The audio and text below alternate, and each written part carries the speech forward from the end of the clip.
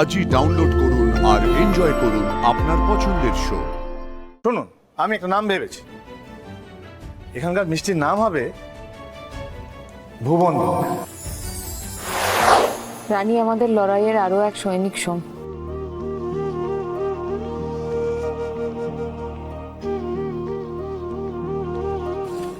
এটুকুই দায়িত্ব ছিল আমার সোম। তুমি খুশি হওনি?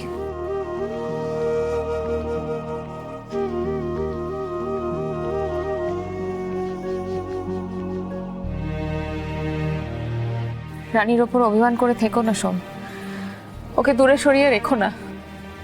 দেখো একবার মেয়েটার দিকে তাকিয়ে। আমি নিজে একটা মেয়ে হয়ে বুঝতে পারছি যে ও কতটা কষ্টের মধ্যে রয়েছে।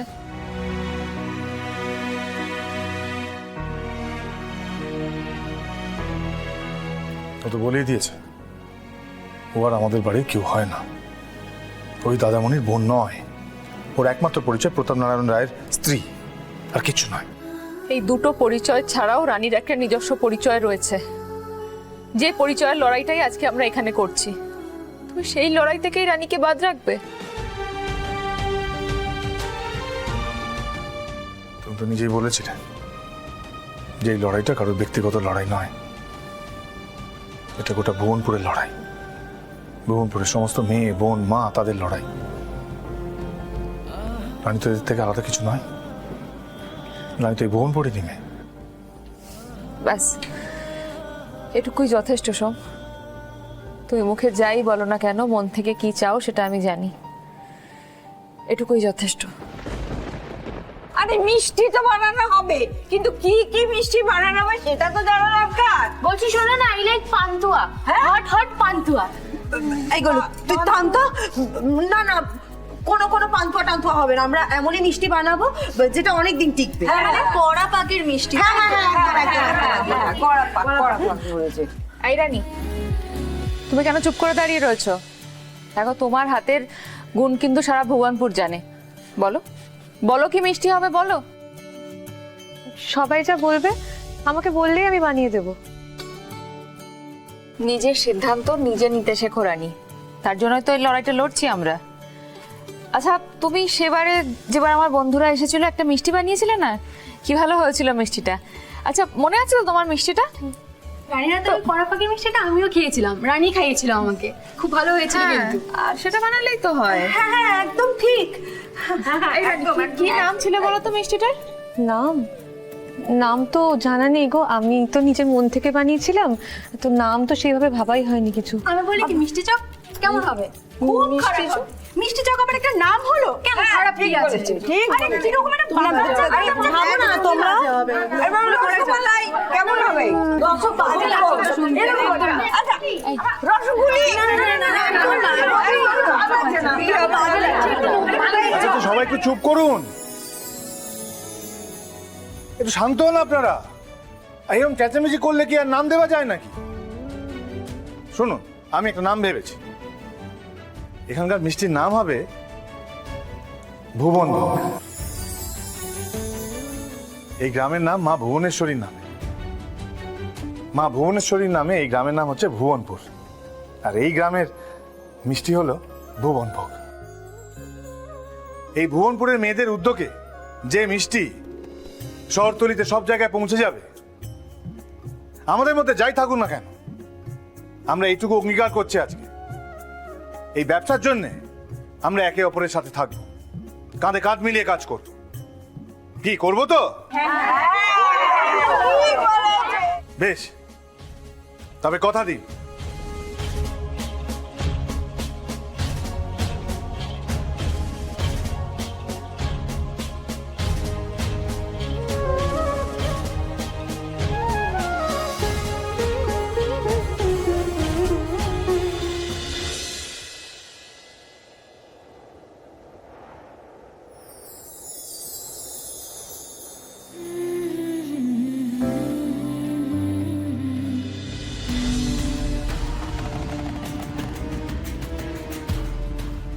মুদি হলো ময়রা, আর দেখার কি আছে? আপনি আমার ব্যাপারটা কিছুতেই বুঝতে চাইছেন না রায় সাহেব। সব মুদি হোক বা ময়রা হোক, যাই হোক না কেন, আমি যে কাঙাল হয়ে গেলাম এবার আমার পেটের দানা পানি কিভাবে জুটবে আপনি বলতে পারেন? তোর পেটে দানা পানি নেই আর আমার পেটে লাল পানি নেই। রায় সাহেব বলছি, এসব কি হচ্ছে রায় সাহেব? হবে হবে, সব হবে, তোমার পেটে লাল পানিও জুটবে, শুধু অপেক্ষা করো। চিন্তা করব না, ওই যে আপনার পিছনে দাঁড়িয়ে আছেন অগরবাবু, জানেন ওনার মেয়ে কি করেছে? দেখুন, এখন ওদের স্বামী স্ত্রীর ব্যাপার, ওদের বিয়েটা হয়ে গেছে, ওদের ঝামেলা ওরা মেটাবে। দয়া করে আমাকে এর মধ্যে টানাটানি করবেন না। থাম তো, তোর কথা শুনতে দে আগে। শুধু ওনার মেয়ে কেন, ভুবনপুরে সব মেয়েদেরই তো এক অবস্থা। আপনি সব বাড়িতে বাড়িতে গিয়ে দেখুন, সব বাড়ির মেয়ে বউরা ঘর ছেড়ে বেরিয়ে গিয়ে ওই সোমের ডেয়ারিতে উঠেছে। হ্যাঁ, মিষ্টি বানাবে নাকি? এভাবে কি করে সংসার রক্ষা হয় আপনি বলতে পারেন? ঘরে ঘরে মেয়ে বউরা মিষ্টি বানাচ্ছে, বুঝতে পেরেছে সোম কি চাল চালতে শুরু করেছে। বিপদ বাড়ার আগে কিস্তি দিতে হবে রে, নাহলে শেখর অনেক দূর চলে যাবে।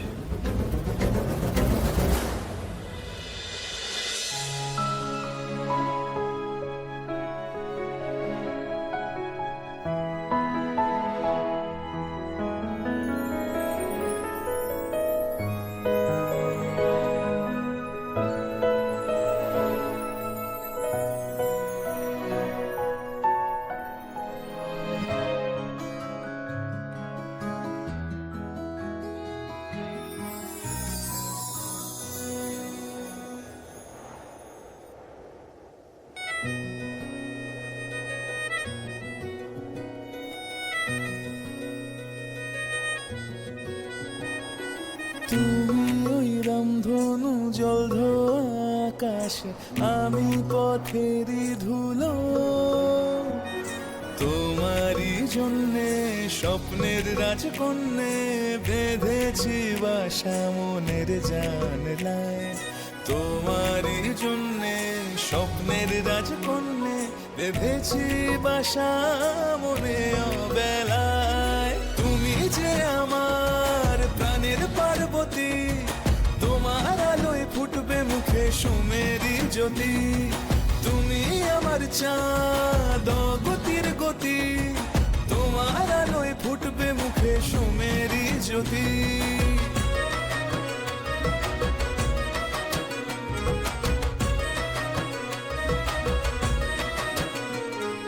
তুমি শুকতারা ওই অন্তহীন আকাশে, আমি উদাসী নাবিক। তাও দু চোখ বুঝে দিশা পাই খুঁজে, এমন করে বুঝবে কারা আছে দায়। তাও দু চোখ বুঝে দিশা পাই খুঁজে, বেঁধেছি বাসা মনে অবেলায়। তুমি যে আমার প্রাণের পার্বতী, তোমার আলোয় ফুটবে মুখে সুমেরি জ্যোতি। তুমি আমার চাঁদ